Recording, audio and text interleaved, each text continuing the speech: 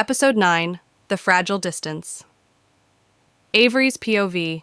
Back in Iceland, the familiar sounds and scenery that once brought Avery peace now felt hollow. Everything reminded her of Kaia, and the distance weighed heavily on her heart. Every message, every video call, was a bittersweet reminder of what she couldn't have in person. She tried to throw herself into her routines, but nothing filled the void Kaia had left behind. Her small town, once a sanctuary of solitude, now felt suffocating. All she wanted was Kaia, but the thousands of miles between them felt like an insurmountable wall. Late one night, unable to sleep, Avery found herself staring at their last message thread, wondering how long they could keep this up.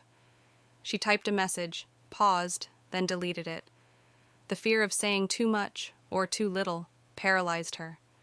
She missed Kaia in ways she couldn't explain, but every attempt to bridge that gap felt futile. She lay back in bed, clutching her phone, waiting for Kaia's next message, hoping it would be enough to get her through the night. Kaia's POV. Meanwhile, Paris had lost some of its vibrancy for Kaia.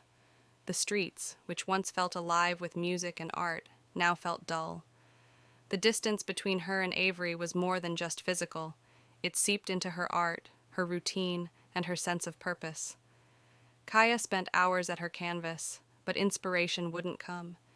She missed Avery's calming presence, her quiet strength. She had never felt this kind of yearning before, and it scared her.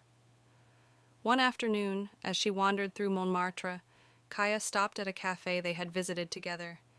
She sat in their usual spot, remembering the sound of Avery's laughter and the warmth of her hand in hers.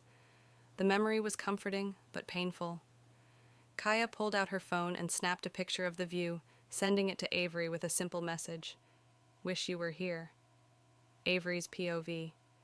Avery's phone buzzed, pulling her from her restless thoughts. She smiled as she saw Kaia's message and the familiar cafe view.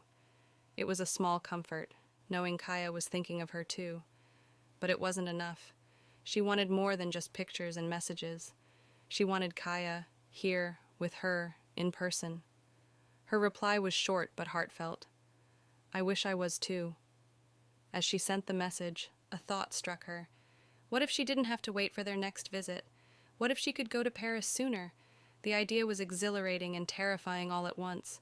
Avery sat up in bed, heart racing, as she began to search for flights. Kaia's POV.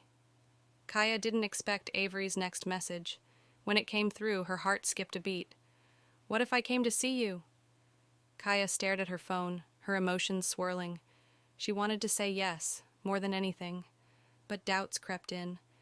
Was it too soon for another visit? Could they handle the intensity of being together again so quickly?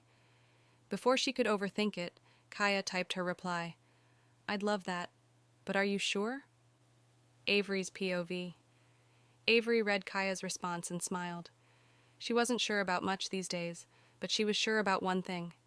She wanted to be with Kaia, no matter the distance, no matter the cost. Her reply was simple, but filled with certainty. "I've never been more sure." On the next episode, Only Fate.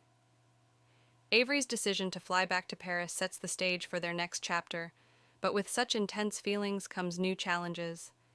Will Avery's spontaneous trip strengthen their bond, or will the pressures of distance and time bring new cracks into their fragile love? Thank you for watching. Please don't forget to like and subscribe.